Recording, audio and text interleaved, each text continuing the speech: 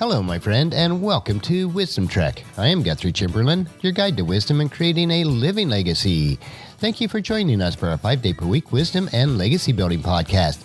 This is day 823 of our trek, and time for our Philosophy Friday series. Each Friday, we will ponder some of the basic truths and mysteries of life and how they can impact us in creating our living legacy. As we continue on this trek called life, sometimes we have questions about life. So our Friday trek is a time where we can Ask Gramps. Gramps will answer questions that you would like to ask your dad or granddad, but for whatever reasons, that is not possible. No matter how old we are, I know that all of us would like an opportunity to go back and ask Dad or Gramps questions about life in many areas. We will address areas such as finances, relationships, health and fitness, business and work, home repairs and renovations, seasons of life, spiritual and biblical questions, and any other areas that come our way. As your fellow sojourner and mentor on this trek that we call life, it is Gramps' goal to provide you with practical wisdom and advice about any area of life. It is crucial that I receive a constant flow of questions, so please submit your questions to Guthrie@wisdom-trek.com, and Gramps will answer your questions on our Friday podcast. We are broadcasting from our studios at the Big House in Marietta, Ohio. Nearly all of us have to work at some sort of occupation in order to live and to meet our financial obligations. From the very beginning of creation, God created us to work. Genesis chapter 2, verse 15 tells us, "The Lord God placed man in the Garden of Eden to tend and to watch over it." Granted, because of the choices that Adam and Eve made in the garden to disobey God's command, work became more difficult than necessary. But that is not where work began. It began at the beginning. My experience is that most people don't love their work. Many like it, some tolerate it, but it is a minority who find the work that they love and also support their lifestyle. So our question for today is, "Hey Gramps, I'm really struggling to enjoy my work. How can I change my situation?" So the topic today is, take your job and love it. When you do not enjoy your job or it does not bring you satisfaction, does that mean that you must live with frustration, desperately seeking a perfect job you can be passionate about? Not at all. First of all, as with most things in life, your choice of attitude about your job will determine your level of satisfaction that you do have. You can and should choose to find enjoyment in your work. Doing so is very valuable for your life in many ways, including greatly increasing your probability of financial success. The fact is, though, you don't have to love or even like your overall job to enjoy everyday aspects of it. It is critical to distinguish between a job and the way that you do it. This is important because every job has its aspects that will be unpleasant for you.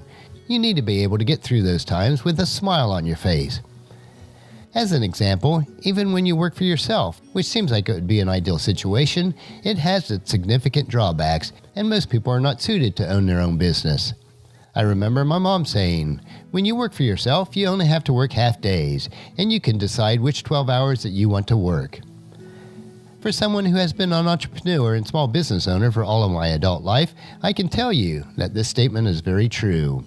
There are long hours to be worked, and at times the rate per hour turns out to be very low. Even with this, I have chosen to love my work, although there are days that I don't really like it. You may not be passionate about your job, but you should be passionate about how well you perform your work. For a few people, they are working in their dream job. But for most, it is okay to enjoy your work well enough to at least meet your financial obligations and maybe even make a good living. You might be thinking, but your boss doesn't appreciate you. You're underpaid, your company isn't ideal. And that's okay, for now. Those things aren't really the evaluators of your life. You are. Do your job well for you, and also do your job well for God, as we are instructed in Colossians chapter 3, verse 23. Work willingly at whatever you do, as though you were working for the Lord rather than for people. And also in Ephesians chapter 6, verse 7. Work with enthusiasm, as though you were working for the Lord rather than people. When you have this attitude about your work, you will find that you enjoy it even more. Even if you don't like your specific work or the work environment that you are in, you can love the way you do it. Love yourself and your dedication to your work so that you'll be able to pat yourself on the back at the end of every day. By doing so, you also set yourself up for finding, within your company or somewhere else, a job that you really will enjoy.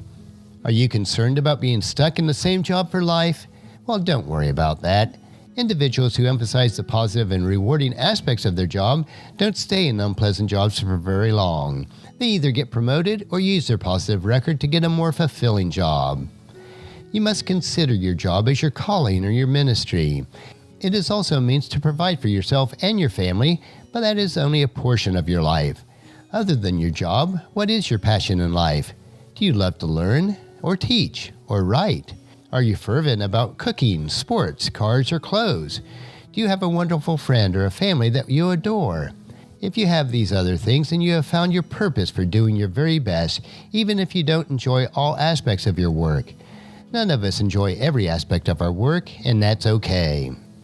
I am not saying or encouraging you to stay in jobs that make you miserable and find all your joys elsewhere. If you dislike the job that you are in, start training and preparing in your off time for a better one. Plan and prepare, then you'll be ready for a better job when it does come your way. Remember, while you are searching for that perfect job, enjoy the way that you are doing the present one, and keep celebrating and expanding all the other joys in your life that surround you. Next week, we will have a different question to Ask Gramps. Gramps will answer any questions that you may have about life and will provide you with practical wisdom about any area of life. Please submit your questions to Guthrie@wisdom-trek.com, and Gramps will answer them on our Friday podcast with wisdom and philosophy that Gramps has gained over the many years of experience and study. I know that you'll find these insights interesting, practical, and profitable in living a rich and satisfying life. Our next trek is Meditation Monday, where we will help you to reflect on what is most important in life. So encourage your friends and family to join us and to come along with us on Monday for another day of Wisdom Trek, creating a legacy. If you'd like to listen to any of the past 822 daily treks or read the associated journals, they are all available at wisdom-trek.com. You can also subscribe to iTunes or Google Play so that each day's trek will be downloaded to you automatically. And thank you so much for allowing me to be your guide, your mentor, but most importantly, I am your friend as I serve you through the Wisdom Trek podcast and journal. And as we take this trek of life together, let us always live abundantly, love unconditionally, listen intentionally, learn continuously, lend to others generously, lead with integrity, and then leave a living legacy each day. I am Guthrie Chamberlain, reminding you to keep moving forward, enjoy your journey, and then create a great day every day. See you on Monday.